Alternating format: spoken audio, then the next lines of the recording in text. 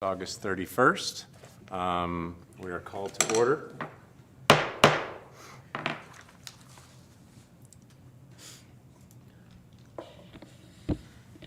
Roll call. No. No? Before that, we have, Lisa Non. yeah, this Planning Commission Oh. meeting convenes on the ancestral territories of the Nevada City Rancheria Nisenan tribe. Shall we do the Pledge of Allegiance? Sure. Wendy, would you like to lead us? I would love to.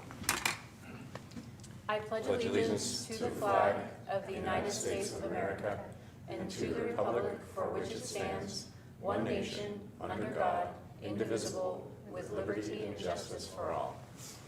Thank you. Now roll call, Peter. Commissioner Ermshar, Here. Commissioner Brown, Here.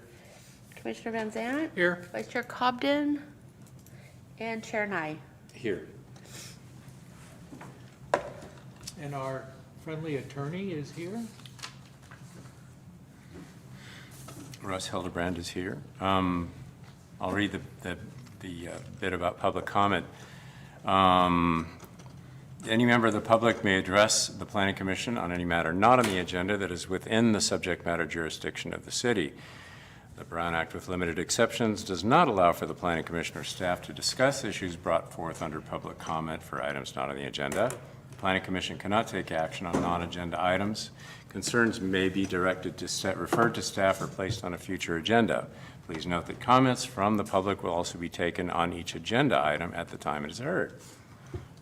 Speakers must restrict comments to the item as it appears on the agenda and stay within a 3-minute time limit or lesser time, etc. That chair similarly has the discretion of limiting total discussion time as may be necessary.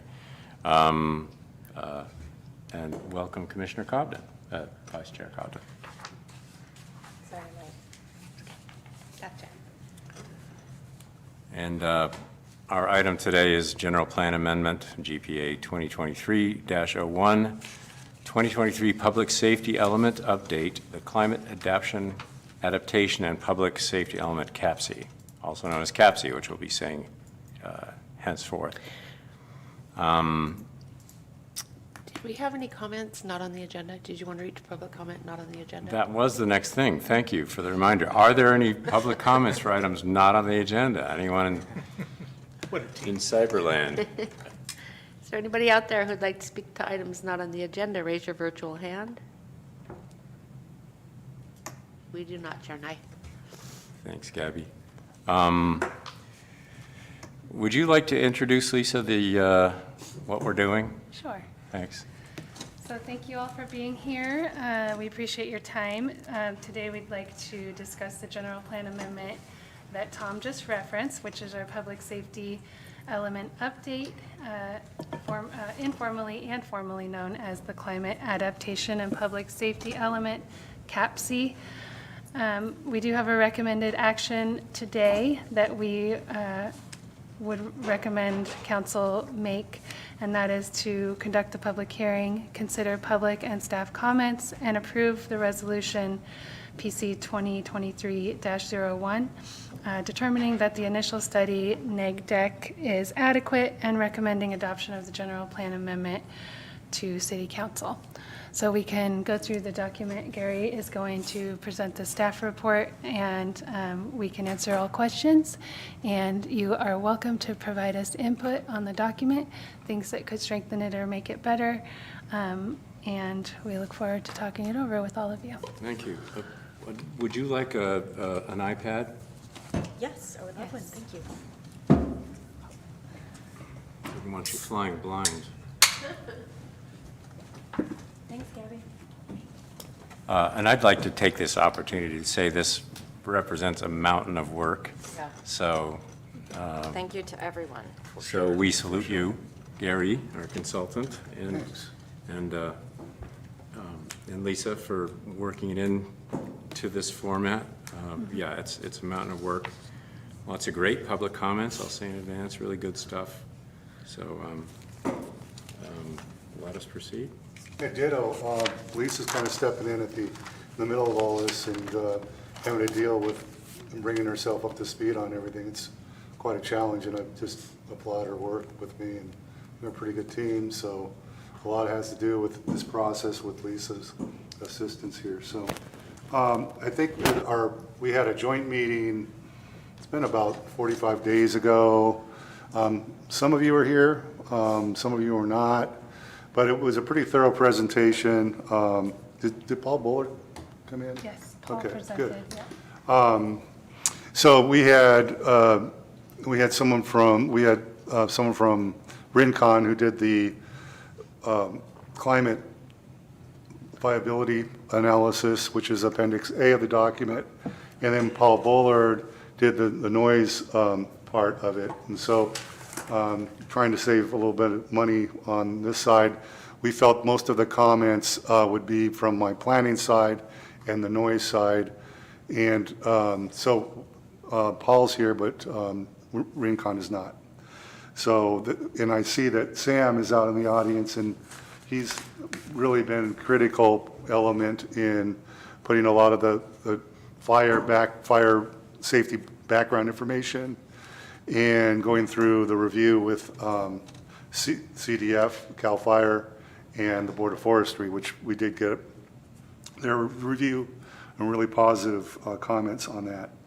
Yeah, so the safety element is one of 7 mandated elements of the general plan, and so is the noise is one of them as well. So the 1986 general plan combined the two, noise and safety, and call it public safety. And with the new, fairly recent climate requirements in state legislation and statute, we have to deal with the climate changes. So we've decided to call this thing the climate adaptation and public safety element. So I'm going to call it CAPSI, as we all know it now. And so this is an update from a 1986 set of elements, and state law requires that we address the safety element resulting hazards, mitigation hazards resulting from fire, floods, droughts, earthquakes, landslides, climate change, noise, and that's what we're really dealing with, is the physical hazards that can occur to a community, and how do you address those with the safety element. So this is a broad policy document that sets the tone for other implementation programs, like a new set of noise regulations and those things. So it sets the tone for that. The city is really small, as you know, very resource limited. Some of the highlights of the element are basically collaboration with partner agencies like Nevada County and Grass Valley and Truckee, updating certain regulations such as zoning, noise, flood, and roads, enhancement of existing city safety programs, and updating certain sections of the general plan, such as the circulation element, which are critical for things like evacuations and things. So key to the implementation of the CAPSI will be that the city's efforts to work with other partner agencies to make things happen, because we're just so small. So many of the policies and the programs have been tailored around that. And this is a fairly unique document. I haven't seen anything quite like this except for the Nevada County's safety element, which is formatted very similar to this, in that there's a breakdown in different categories like evacuation capacity, fire safety, noise. In terms of like fire safety would be FS, and so there's a section of that. And then if you go to the back of the document where the policies and programs are, those are cross-referenced as FS1, FS2. So you can go between the two and identify those when you're doing a staff report for a project. You can identify those more easily. And it's consistent with the Nevada County format. So I think it's effective that there's kind of a partner approach to Nevada County. So consistency with other elements, the state requires that we review the document to make sure there's internal consistency with other documents of the general plan, like land use, circulation, conservation, and we have done that. And that would be a finding that you make in your recommendation of approval to the city council to adopt the document. Compliance with state fire regulations, I think I mentioned, we went through quite a process, 6-month process with CAL FIRE and finally with the California Board of Forestry to review the document and comply with state law, and it does. Relationship with the local hazard mitigation plan, it basically follows the 2017 Nevada County Local Hazard Mitigation Plan, and that plan actually expires in September of 19th right now. I know that Nevada County is leading a program to update that, but it probably will not be completed in sometime in 2024. So one of the things that there's kind of interesting statute when we began this process was when the housing element is updated, because you're in a very high fire hazard area, you're supposed to update your safety element immediately following. And so the city was able to obtain a grant, one-time grant to update the safety element. So we jumped on that. And then we found that there's another statute that says the safety element has to be updated after the next local hazard mitigation plan. So, you know, we're kind of in a time crunch. There's a big portion of the funding for the update of the safety element is from this grant that's going to be expiring at the end of September.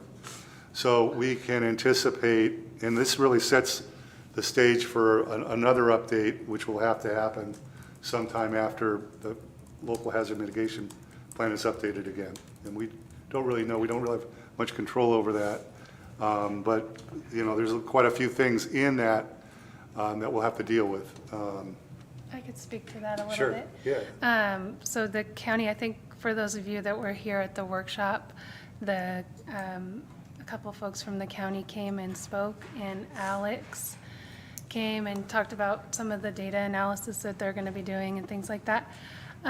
Anyway, Sean went to a meeting last week, like a kickoff meeting, because the way that the LHMP works is that once they get their document completed, it needs to be adopted by the county and the cities and the town of Truckee. And so once it's adopted, we'll evaluate the local hazard mitigation plan and find areas that we know will need to be updated. And we do know that there's probably going to be some updating needed based on what Sean got out of that meeting. So we'll evaluate it, and then we'll go ahead and update our document. Did they talk about the traffic evacuation capacity analysis? I'm not sure about that. One thing that I do know they talked about is there's a section on impacts on vulnerable communities that is a new section. So we know that that will probably need to be addressed, and there's some vagueness around that term, vulnerable communities. And the reason for that is because it's not the same in every community. So it's actually, since the county is drafting the document, they're going to define what our vulnerable communities are here. So that's one thing. And then also climate adaptation will be included. And that's important to update because it's needed for grant funding of related projects. So they'll definitely be including a strong section on that. So we'll want to make sure that our CAPC and our safety element is in alignment with the LHMP once it comes out. And when does that happen, the LHMP? So they have a consultant, they have done their kickoff meeting, and they are starting to do the work now. So they think sometime next year, but we're not sure. Yeah. Thanks, Lisa. Yeah, in accordance with the CEQA, we did an environmental initial study that included a pretty comprehensive analysis of the potential physical impacts the implementation of the plan would have. And it's a broad policy document, so really most of the policies and programs would refer to future actions, regulations that would require further environmental review. The way we developed the plan was to include the policies and programs to be somewhat self-mitigating, so that we address some of that in some of the categories of physical impact. So there really are no mitigation measures identified in the ISND. So we are recommending that the Planning Commission find that the initial study document and the proposed negative declaration is adequate. And that typically is done, that kind of action is normally done first before you take action to adopt the document. In this case, the resolution that approves your recommendation includes that finding of negative declaration. I have a couple questions. Would we like to be directed to where the data supporting a negative declaration is? Would we like to be directed to that so we can look at it, since we're being asked to make That's the make that whole finding? document that you have in front of you. Right, it's just And that's 6,000 pages basically, in, so. a negative declaration basically is a statement that the project will not result in a significant adverse effect on the environment. Yeah, so no, I that's a understand. finding. I understand that. There's a section in this very large document Yes. that has kind of the worksheet to support a negative declaration, and maybe we'd like to just look at that, since we'll be asked to make that finding. So if you can direct us to it. Of course. And also, just a curiosity question, will the city council be making a similar finding, or is our finding Yes. essentially a recommendation that they make the same finding?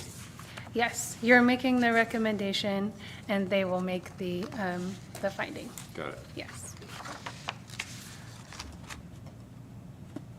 So did you, Mr. Chairman, you want us to open the document up and look at it, or? I'd just like Lisa to tell us where that is, if we'd like to know, so we could flip to it. But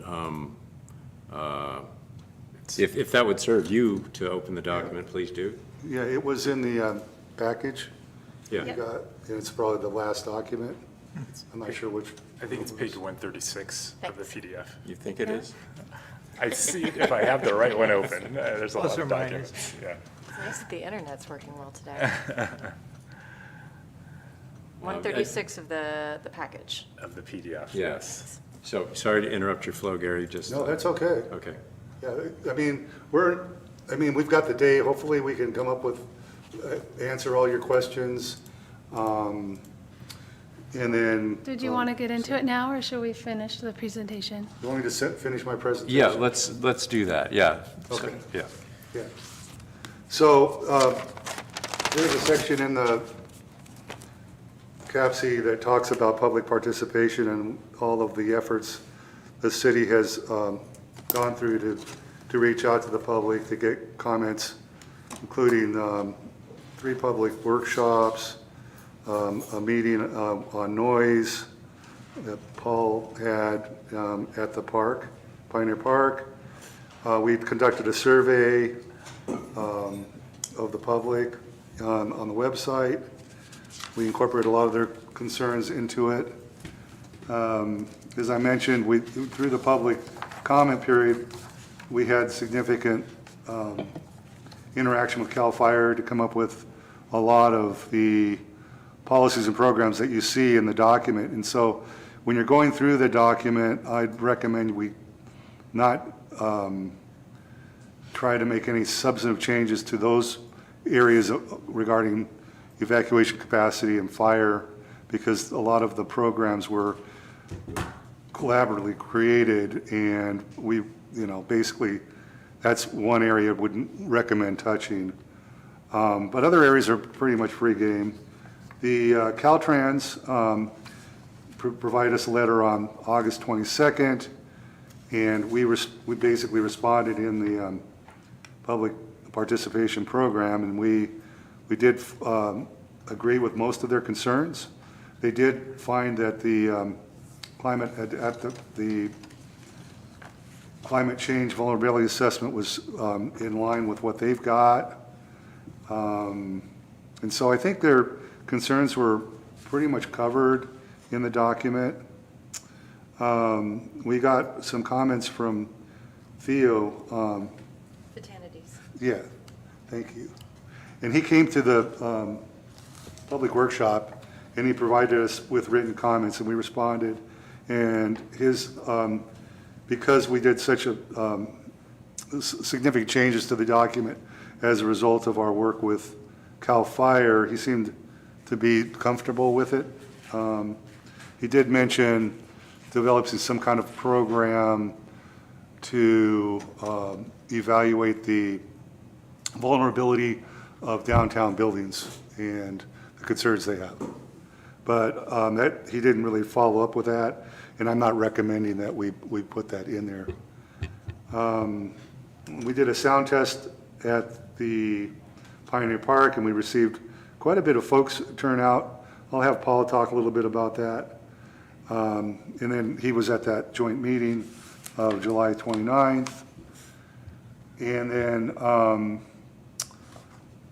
I know that Rod had some really good written comments that we took into account, and we've recommended some changes to the document. We can get into that later, but after my presentation and when we're finished that, it might be something that Rodney can bring up about his comments and how we would incorporate those into the document.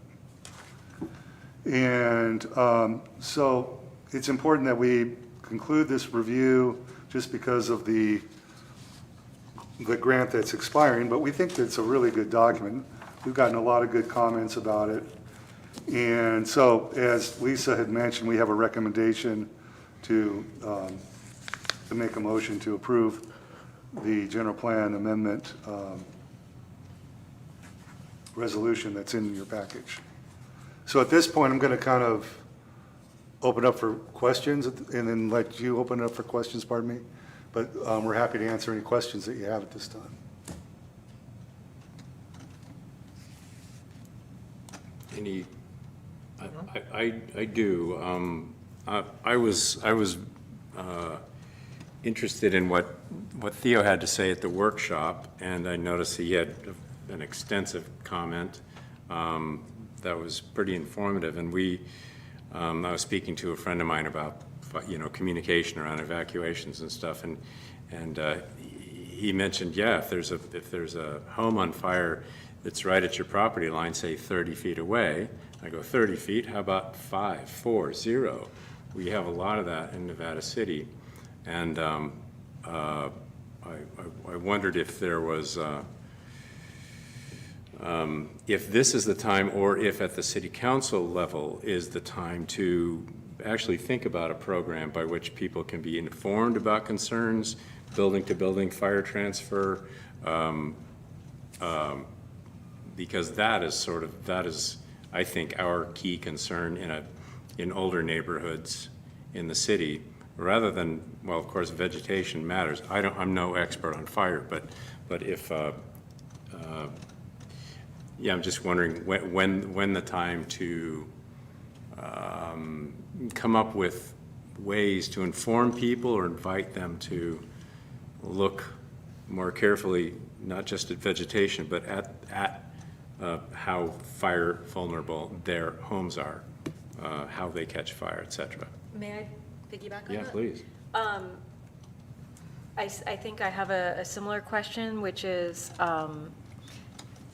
it now, or is it following the adoption of this document where we say we make recommendations to follow through and specify plans that are generally outlined in this document, that we would say, Well, the document has We'll take the everything next step. that you're saying in it.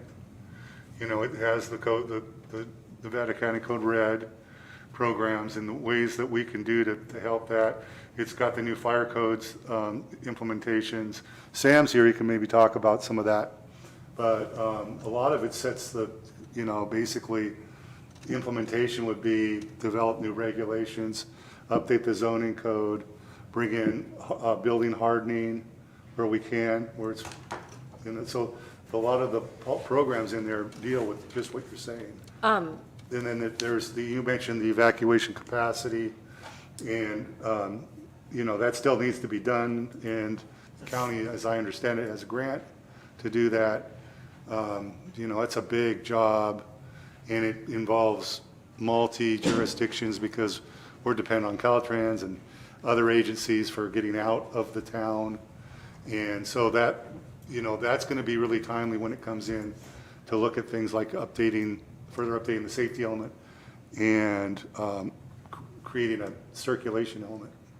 So what I did not notice, and maybe I overlooked it, is, yes, we have Code Red, we have a great warning system, but should power and cell phones fail? Should power and cell phones not be available, do we have a backup? There's do power we have? outage programs Okay, in there. and satellite failure for cell phones? Hey, Sam, we have anything for satellite failures? Do you think the city should take something on like that? I think the cellular providers were looking at installing generators, but I don't know if that's an automatic switchover or if that's something that needs to be activated during the emergency.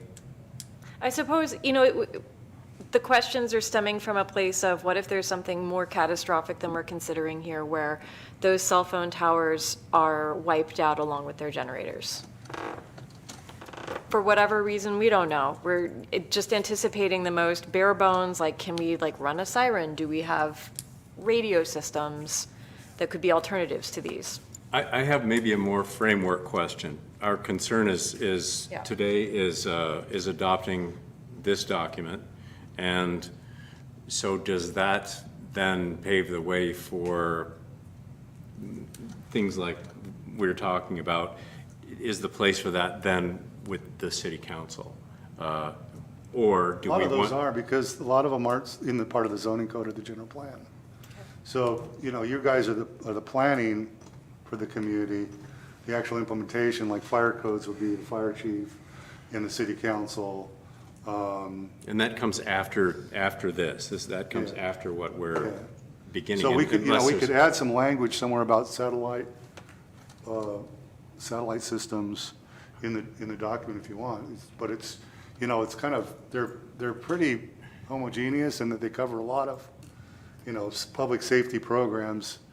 And I'm not saying that the city shouldn't take the lead on a lot of stuff, but keep in mind that we're like a flea on the dog at the tail, and so we can take the lead on a lot of this, but it really comes down to collaborative work with other agencies to come up with those. And if we've got a good solution, bring it up.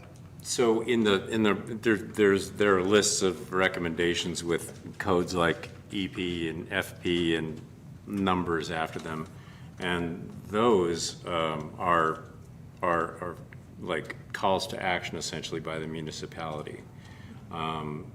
So So a good example would be, we've got this in our program. We want to get a grant to support this. Well, we have now a general plan program that says, well, this is what we want. And so it's a lot easier to get a grant to do that, for example. Right. It sounds to me like a really specific thing, which if we knew what that was, we could definitely include it. But I'm not sure anybody has done any research on that yet because it hasn't been brought forth. So we could definitely do a little bit of research and see what other jurisdictions might be doing for that. I'll add to what Amy said, and that is my experience. There's often a public safety power outage when a fire occurs. Yeah. So internet goes down, so we can't go to the websites that give us information. We can't go to Ubinet, which this report identifies as the most trusted source for info. That's down.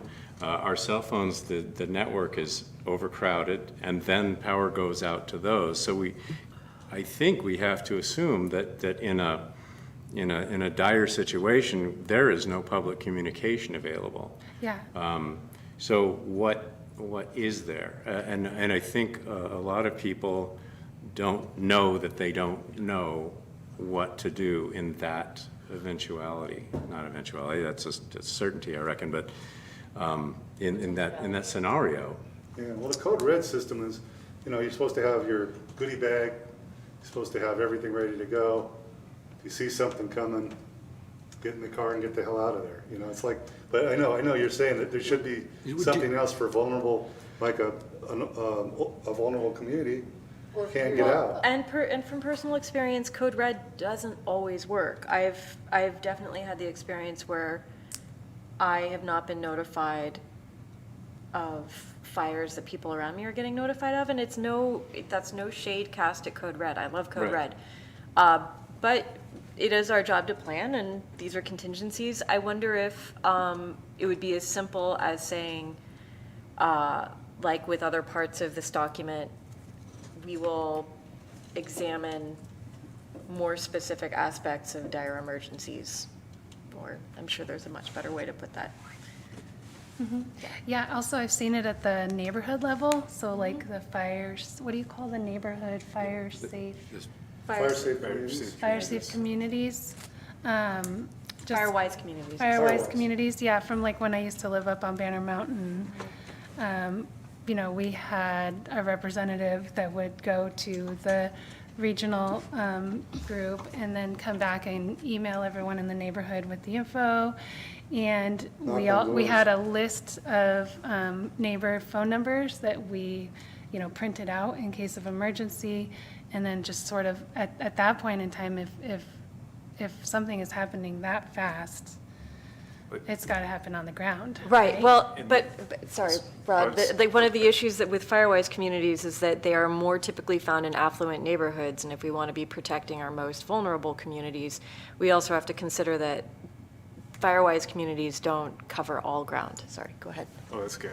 There is, if you're with the sheriff's two-tone alarm system, I don't know how that interacts with the local police, if we have the same thing here, but I think that could address some of your concern as well. A very in-person tonal thing that's not dependent on other infrastructure. As long as everyone knows what it is. Yeah. Yes, which comes back to the question, vulnerable communities or people who are just like, maybe lazy, not studious, they just don't know, or too busy. Right. And that's why it's going to be included in the Rod has something to, LHMP, sorry. the not local Rod, hazard Russ. mitigation plan. So information pushed, would Russ like to say something? Let me. I would. Okay. Yes, please do. Indeed. So I'm listening to conversation here, and if you're, this is a general plan, Right. policy document. I would ask you to go to 101. Oh, that's not going to be the right number in the packet. Shoot. I can help. It's page 97 of the actual plan document. The PDF? Yeah, so the PDF is the CAPC is the first big document that's in your PDF packet. So 97, it should be plus about 10 pages or so. So maybe around 107. Do you have the document for me? Yeah, but I there you don't go. have the packet open because it's Oh, good. too slow. Okay. Is there a policy or something, Russ, you can refer us to? Policy FP8. FP8? Now, is that where you would like to elaborate to expand on local and regional coordination? Looks good. That would seem like an appropriate spot. So if you'd like to add some language that I'm trying to find FP8. It says- stresses, Yeah, continue, Page 111 continue of to the engage with Firewise USA Fire Safe Councils and other networking organizations to improve local and regional coordination when addressing wildfire risks. I think that's a great recommendation. Thanks, Russ. So what were you thinking, Dean? That's Russ. Oh, it's- So this might be the policy you want to expand on if you feel it needs to be expanded to address the concern you brought up. Thanks, Russell, for the shortcut. Russ, I'm sorry, Russ. What I was getting to before you very invaluably interrupted was that, like, I don't know if citizens in general know that a two-tone sound will occur from some emergency vehicle. So what I'm proposing is information that says what will happen in the event of an electronic communication failure when an evacuation is imminent. Direct mail, door hanger, to make sure that people just inescapably know what's going to happen. Something you can put on your fridge. That's specific to Nevada City, which is something that we know is specific to Nevada City and doesn't feel like countywide, I won't say boilerplate, but something more general. Well, you know, Sam, you got any suggestions on it? Because you're more familiar with our community and Sam, fire would issues. you mind coming up to the mic so we can get it on the record? Thank you. I was going to add that in the event of a fire, we're going to have somebody's showing up in the neighborhoods to direct the evacuation. So that would be information coming, I would assume. Who's that going to be and how, though? Right, so as a citizen, I'm not certain of that. Okay. So we citizens would like to be certain of what will happen. So if we don't typically, know anything on Nevada our City uses their newsletter to get information out, our city website. We do have some social media sites that see some traffic, not a lot. We do an annual mailer, countywide, not just Nevada City, but it's the Ready, Set, Go handbook, and then there's the other, it's like a little insert to the paper. So we try to get the information out the best we can. Unfortunately, you're going to have people that fall between the cracks and, you know, are just not tuned into those outlets. So, you know, you talked about the high-low siren, the door-to-door evacuations. That would be primarily law enforcement. The fire people will be doing suppression actions. So it is a problem we run into. You know, how do you get the information out there? There's been talk of sirens in the past, which is somewhat cost prohibitive, and you know, do you put it on the roof at City Hall? Will it even hold the weight? So there's some other issues that we run into with that. So as far as a recommendation, I don't really have a good one. Just try to get the word out the best we can through those channels. Right. So unless you're doing a special mailer, right now we're in the midst of doing defensible space inspections, and we're mailing those notices out to every single parcel in the city. So, I mean, it's not unheard of that we do special mailers. A special mailer seems like a good idea, because I understand that there's, all the information is out there, but is it pushed to everyone who needs it? And I think the city's actually developed a new mailing list that includes the, you know, the actual property address. A lot of times the mailers will go to the property owner, which, you know, some estimates say it's, you know, 40 to 50% of the residents are rentals. So how many of those are actually reaching the people that need to know it? So it's difficult when you talk about the catastrophic emergencies and those failures of the cell phones and the other access to local media. Well, we can only do what we can do here, but we want to do everything we can that's within reason, given the resources.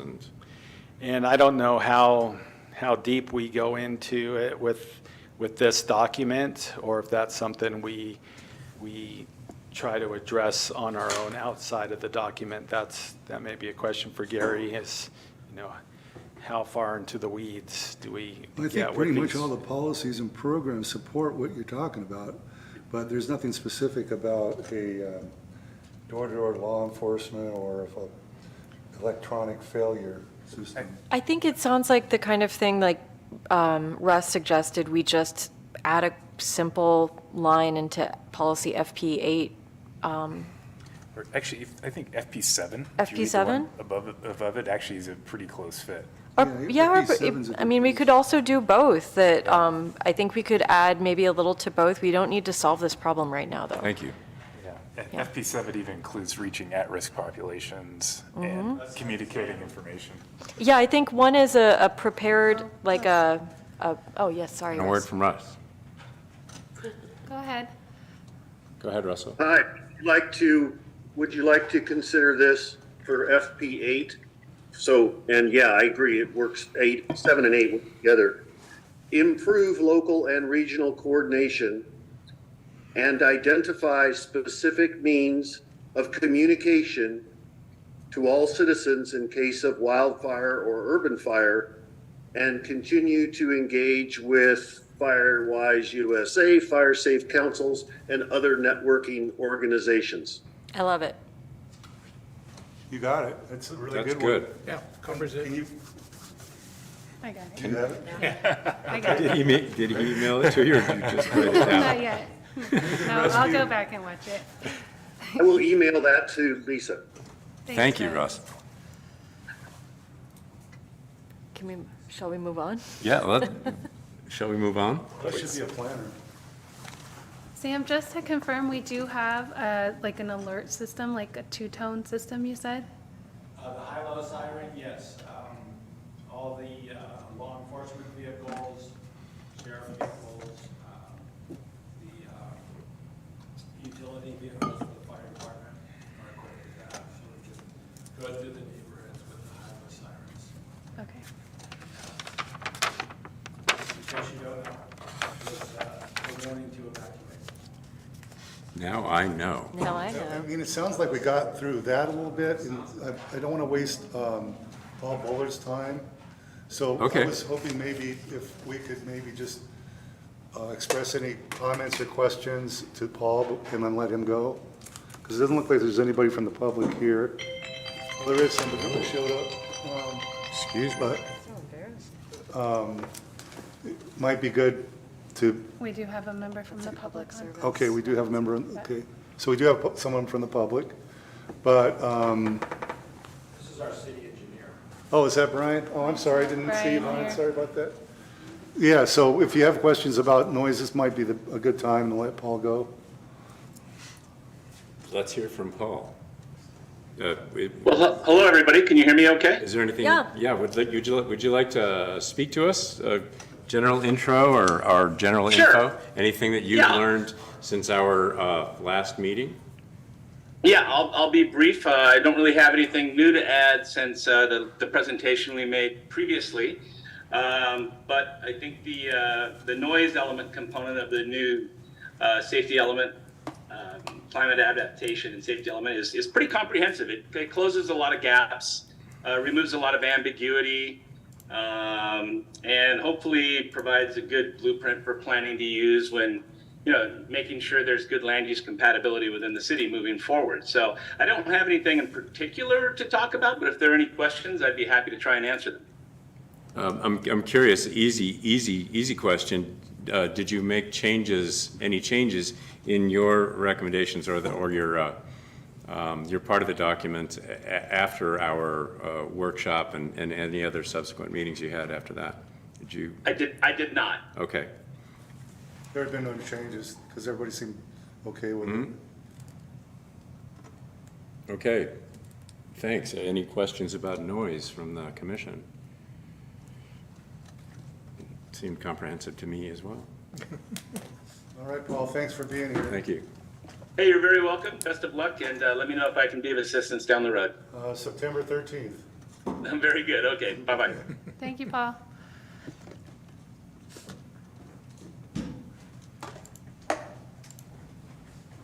Great, so, Mr. Chairman, you want me to like go over the public comments, or I know that we made some changes we might want to go over from Rod, and because we've already kind of, Lisa's going to incorporate that one change that Russ mentioned into that policy FP8, and we can talk about whatever you want to do. I would like to go back for a second to the extensive comments that Theo made, and I wondered if any directives from Sam et al. Answered him directly. Sam didn't really comment about that. I was trying to get my hands around the idea of performing a building safety analysis for all the buildings, and I was just trying to think what benefit. I mean, we all know they're old buildings, and they're in need of help, but So the city specific, doesn't really have resources to provide that. So that would be one. We could put a program together that would say, yeah, we want to do a survey, to do that. Didn't Theo's comments get answered and some changes much. made before it went to Board of Forestry? Yeah, everything And was, Cal Fire? everything was answered, and Theo seemed happy with it, but he had left that one question open, and he never brought it back, so. I think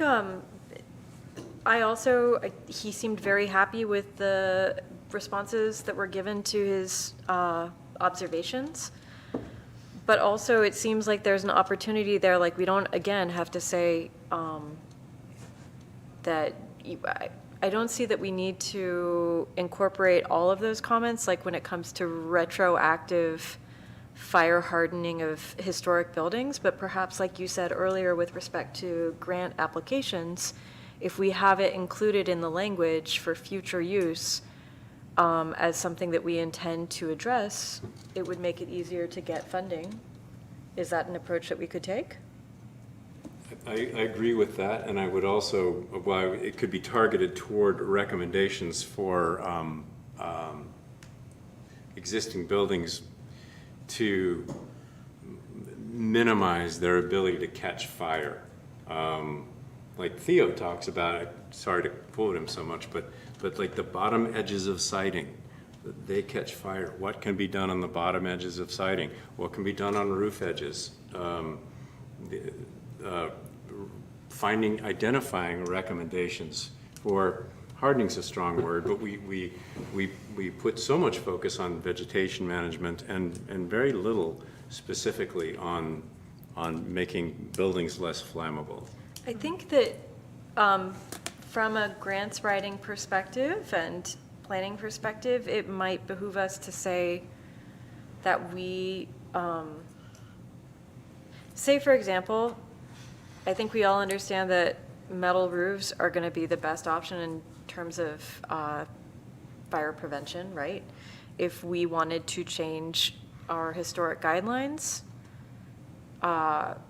to limit the number of roof types that we could use, or to, I don't know, whatever future retrofitting that we need to do to improve buildings, the city can offer some kind of rebate or match program, or we aim to find funding to assist in that. Those kinds of funds are currently out there. I don't know that they're going to remain out there, especially after our next year's state budget. Russell's raising Yeah, Russ. his hand. Are you looking at policy FP5?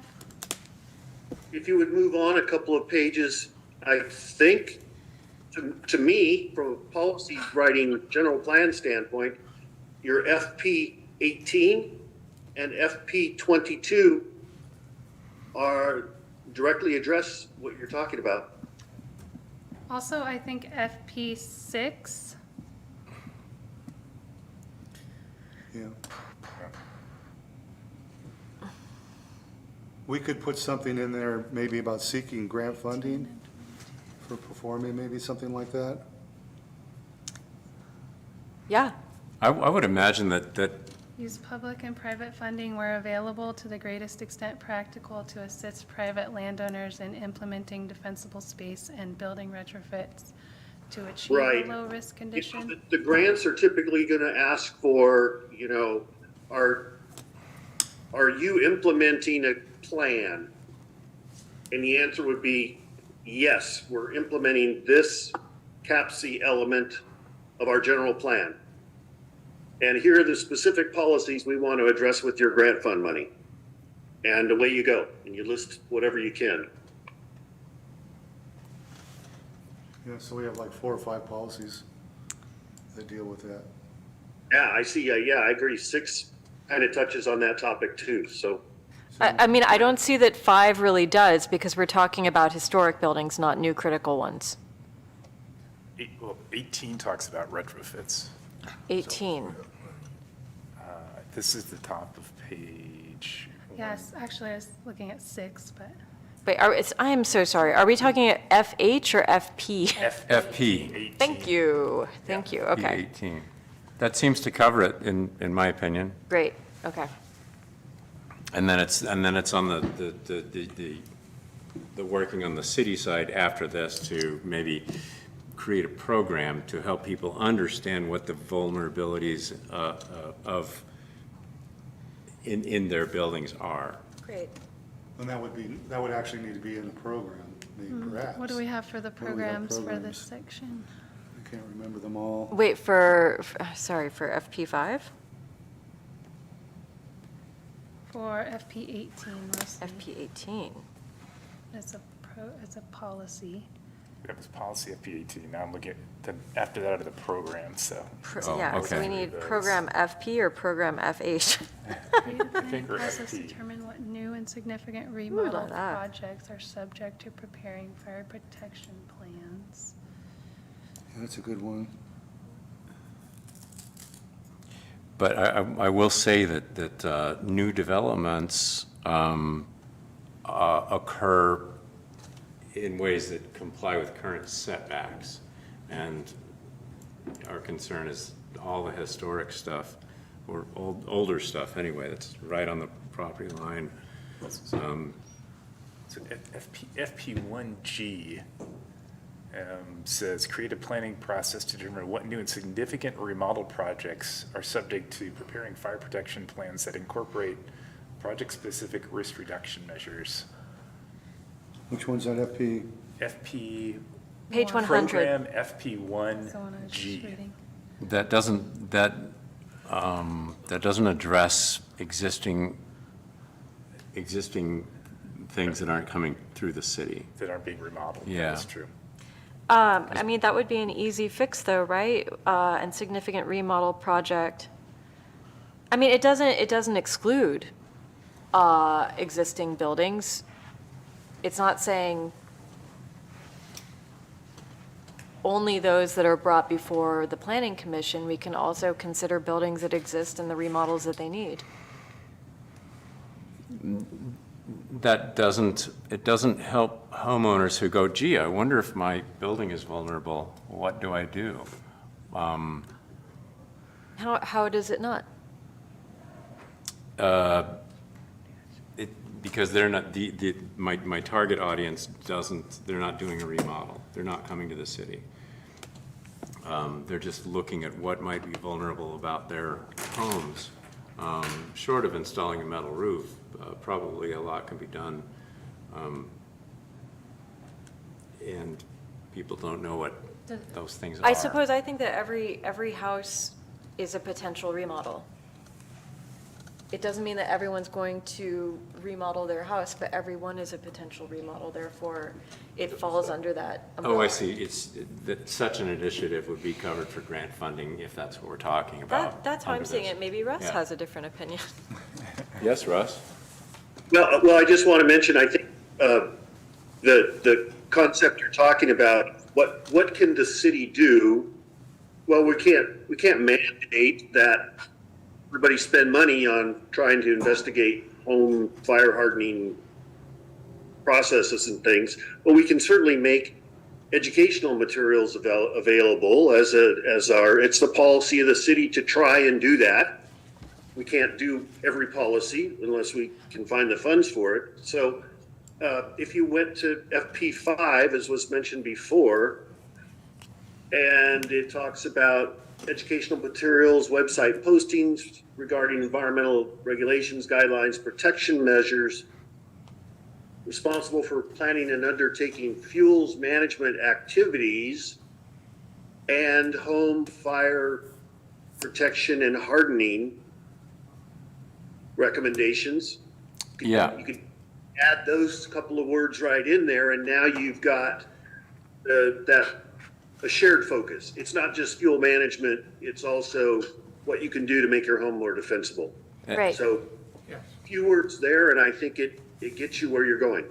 thanks. Yes, and I'm certainly not talking, I'm not talking about mandates, just resources for people who, if they want to do this, what to do and how. And to me, that's your resource policy. FP5, Yeah. yeah. Would you like to suggest some language? He just did, though. I just did. Did you catch it, Garrett?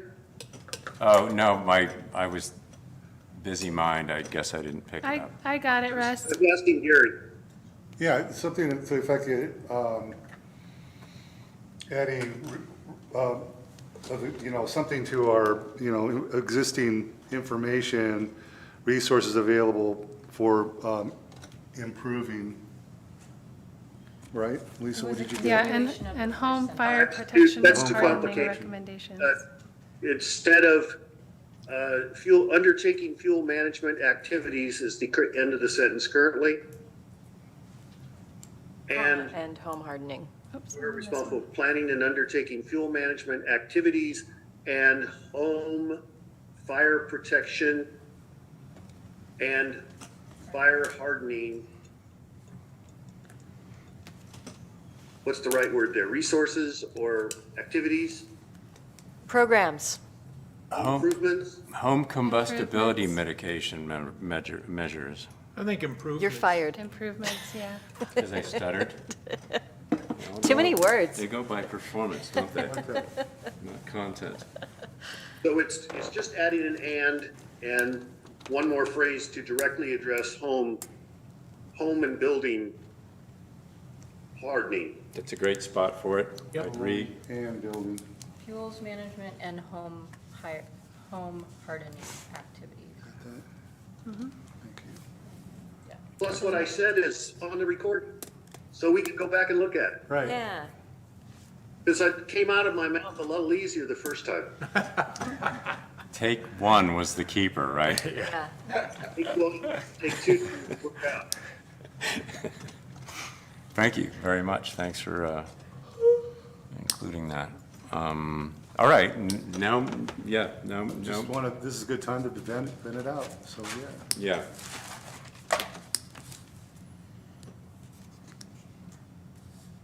yeah. Well, I have a question. I was speaking to a ham radio geek friend of mine who has been telling me about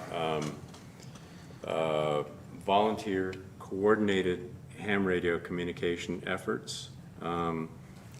He's talking about a community that really has it wired. GMRS, they're ham radio base stations, and I'm wondering, I'm wondering if the police department has a GMRS radio monitoring capability, and that would be in the case of wide communications failure, way to keep track of what's happening. Well, Chief's here. I was kind of looking at him when I asked the question. We're monitoring ham radios. I'm aware of, Are you familiar with GMRS ham radios? The acronym, I don't know what it means, but I have. I don't heard either. it before. I know, on the fire side, we do not have that capability. That's kind of like well, ham radio is kind of like public radio. So, we have public and private, private being, government side. So, I mean, we've got thousands of channels that we have programmed in there, just not the ham radio ones. There are these groups that, and they're very well coordinated, who work with Firewise communities to set up neighborhood networks with one person who dispenses information to other listeners, other neighbors, and they receive vetted information from central sources or give local information. Anyway, the ham radio network is a thing that could be incentivized to be coordinated with, again, in the event of the normal channels of communication breaking down. Russ has his hand up. I do, because this is a very good example of how this would work. So your new policy, FP8, which is improve local and regional coordination, identify specific means of communication to citizens.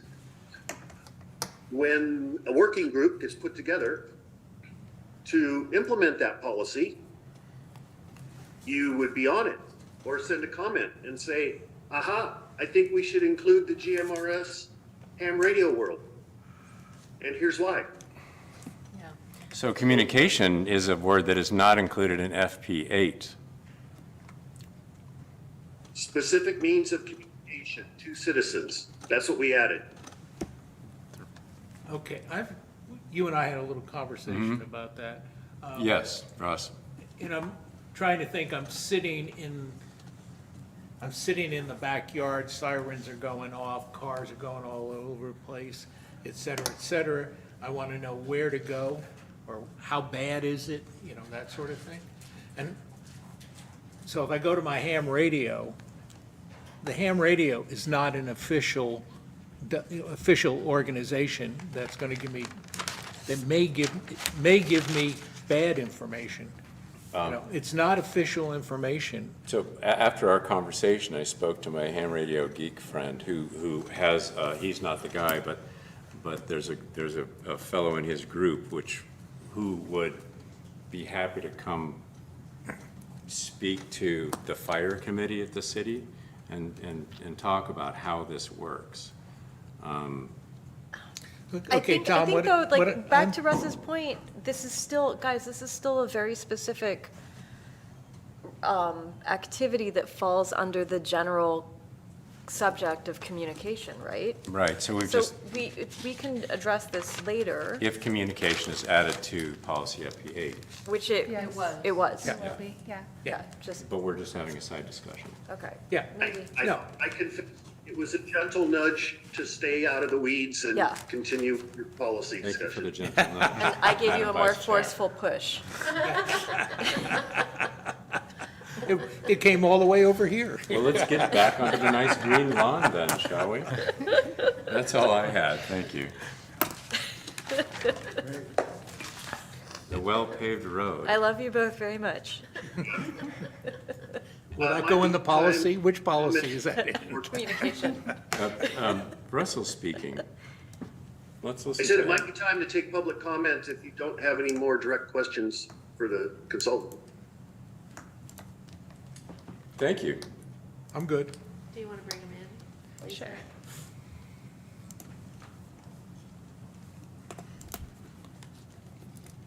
Me too.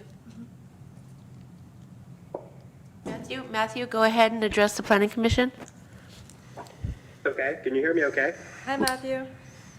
Okay. Yeah, the sound on Zoom is really bad, so basically to really hear the presentation, you have to listen on YouTube and then comment on Zoom. But I wanted to bring up a couple of things around town that have been ongoing problems that no one seems to be doing anything about related to fire. For example, Orchard Street, there's a house up on Orchard Street that just dumps all their green waste over the fence and have done that for many years, creating a huge stockpile of dry green waste.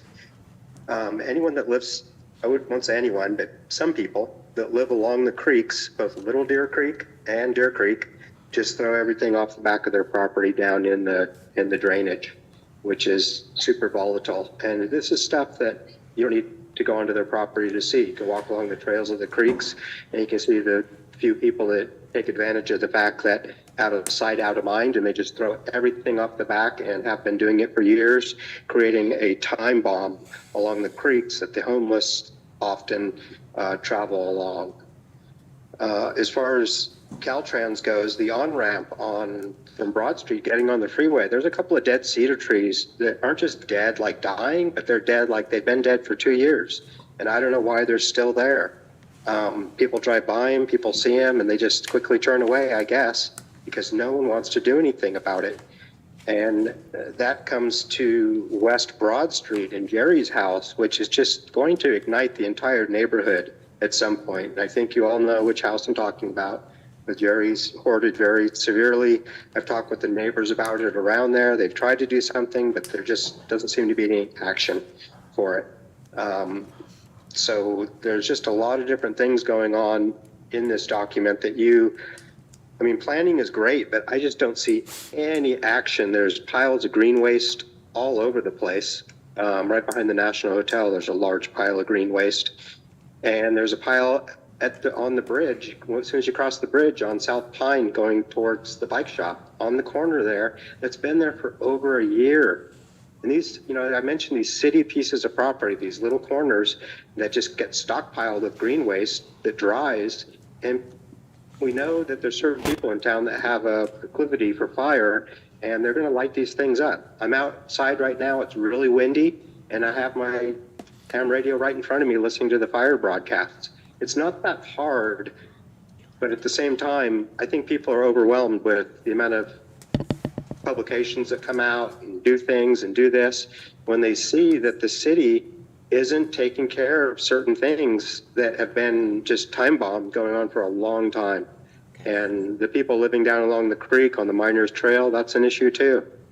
So we can make documents, we can make rules, we can make suggestions, but until there's hands-on cleaning some of this stuff out and doing something with it, it just is getting stockpiled and causing everyone stress.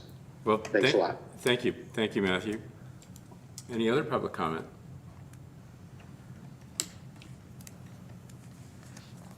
There are no more. Okay, thank you.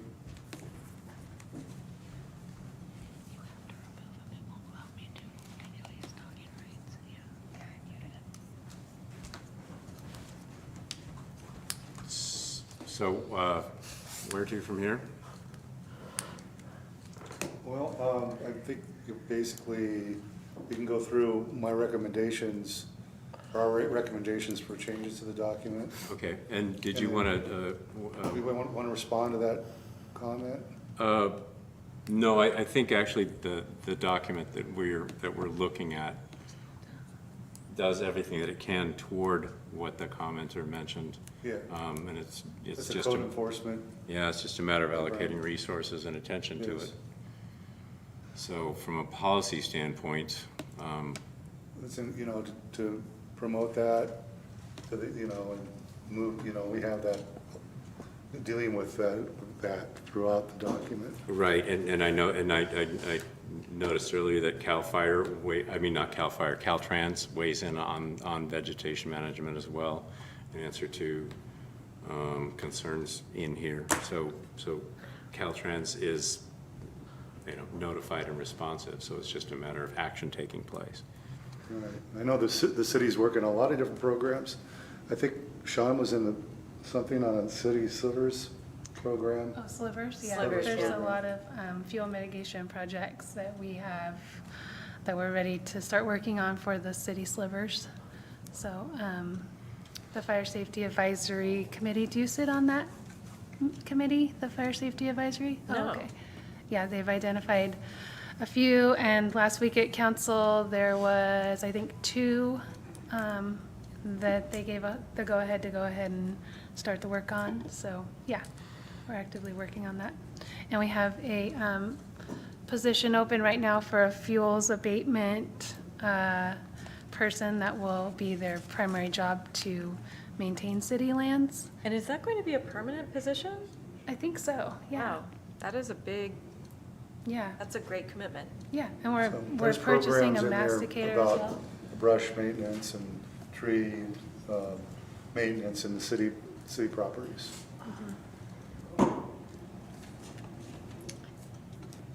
And when is a good time then to address comments by Commissioner Brown? Well, you can take a look at the most recent document that we updated, that I'll Lisa share my updated. screen here. And what we did was we created a track change document that shows the changes that Commissioner Brown recommended. I concur with all of them.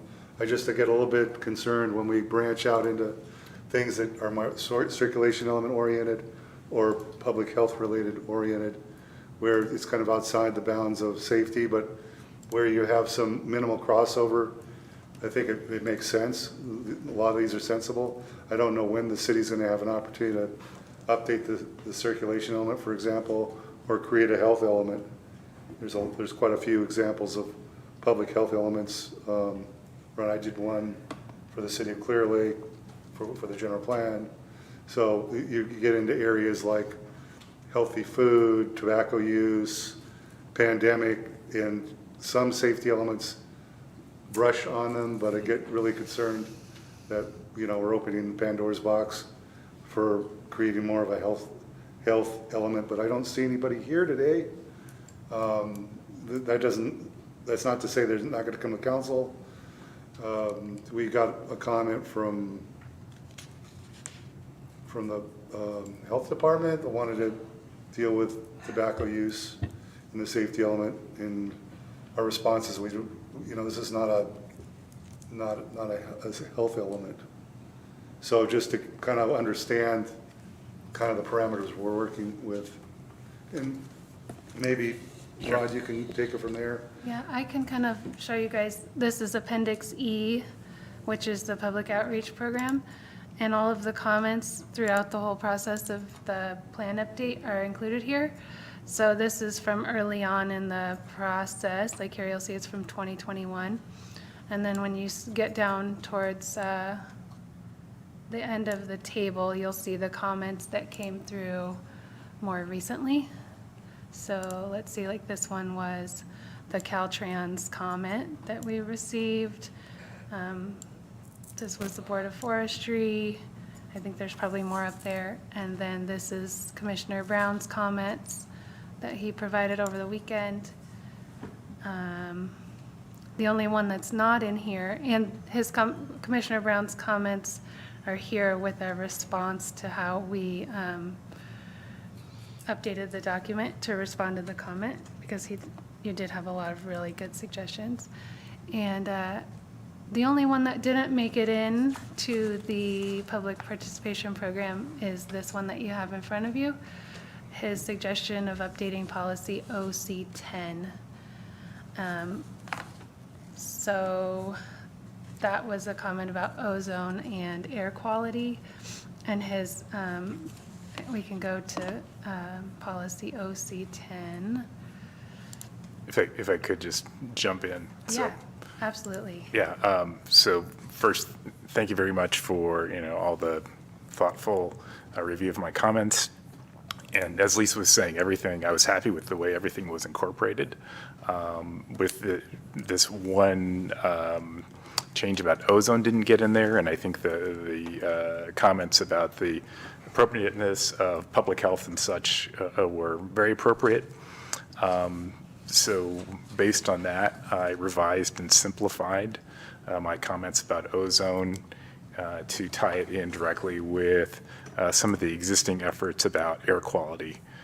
If you look into the environmental document, there's a discussion in there specifically about ozone. There's about half or three-quarters of a page talking about the health impacts of ozone from both wildfire as well as from other sources, including vehicular emissions. For those of you who've been around here for a while, about 15 years ago, ozone was a big concern in the community before fire became the predominant concern. There was a summit at the Gold Miners Inn that about 200 people attended. There were representatives from the local air quality district, from the Sacramento Air Quality District, from SACOG, from the Sacramento Council of Governments, talking about the adverse health effects of ground level ozone and the fact that, how it's all generated and a lot of the science behind it.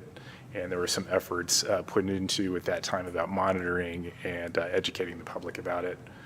So I think that's sort of gotten lost a bit in the reasonable focus on wildfire. So just bringing that up again and tying it into the overall issues of of air quality related to fire and stuff that's appropriate.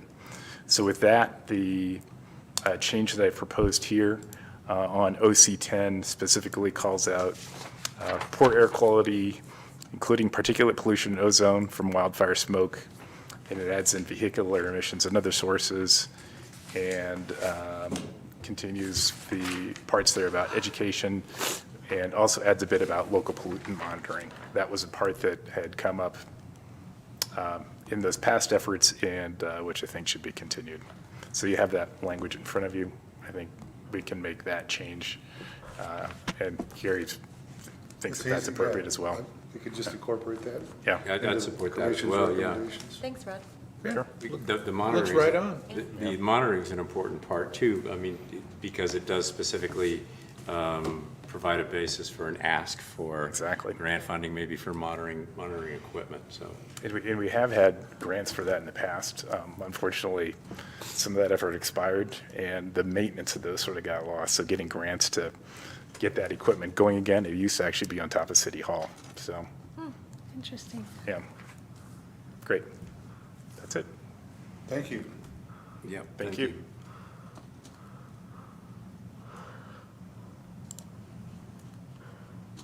So that's an agreement that this is going in. Yeah, we'd Yes. recommend that we put that in. Okay, And the commission's all in agreement.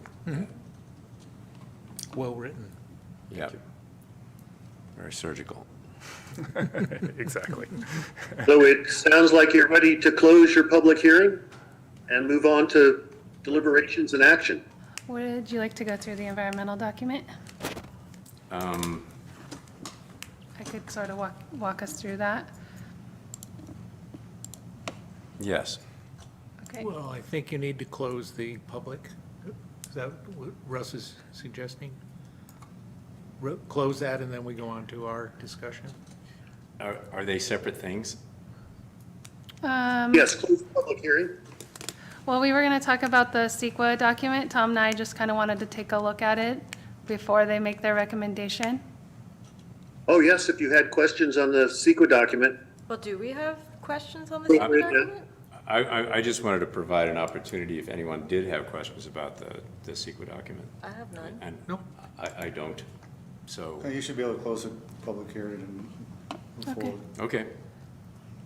Then we're closing the public hearing and moving on to a motion. I think we need a motion on that. Is there a motion to close the public meeting or public discussion? No. So moved. There We isn't? don't need, No. we don't need Chair's that? duty. Oh, okay. You can do it. So we've done that. Now we're moving on to, You're done. You're the man. well, let's do that, shall we? The part is getting harder to do. Okay. No man is an island. So we are now entertaining a motion to find this document have negative impact, negative CEQA impact. Or could maybe Let's Lisa see. could read what our motion Yeah, should sure. be. Make a motion to recommend that the city council find the ISND environmental document adequate and processed in compliance with the California Environmental Quality Act for the 2023 climate adaptation and public safety element. So moved. Second. And Would you like to roll call us? Yep, Commissioner Ermchar, Yes. Commissioner Brown, Yes. Commissioner Van Zant, Yes. Vice Chair Cobden, Yes. Chair Knight. Yes. Gotcha.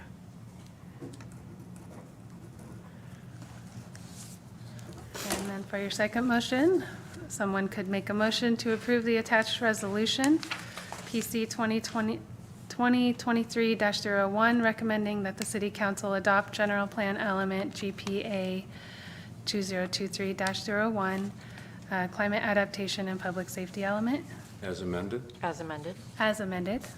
So moved. Second. You seconded? Yes. Commissioner Ermchar, Yes. Commissioner Brown, Yes. Commissioner Van Zant, Yes. Vice Chair Cobden, Yes. Chair Knight. Yes. Passes 5-0. So we're going to be having a pretty quick turnaround with this, going to the city council, so we'll need Tom to come in sometime early to sign the resolution before we send out the city council package. Get to sign something, so I'd be happy to. Yeah. Thing. Do we have any other business before us? Russ it. Russ's finger. Thank you, Oh, Russ. hi, Russ. Yeah. Bye. Your savior. I'm back with one more comment. I was listening to Matthew and the sound, and I will say this, there's watching your body and hearing the sound, a 4 to 6 inch difference in how close or away you are from the microphone makes a huge difference. Oh, wow. Okay. Thank you. Would you be willing to rate our performances in terms of mic Like this. proximity? We should be like this. Great, Amy's right on, Rod so-so, but that has to do with his very deep voice, so he needs a little extra. Peter's usually fine. Wendy's our floater. She moves, she leans back and goes in and out. So I'm shrill, that's what you're saying. When you're making motion, like, yes, clear as can be. When you're asking a couple of other questions, leaning way back, but they seem to be fairly sensitive to the distance. So, just a observation point.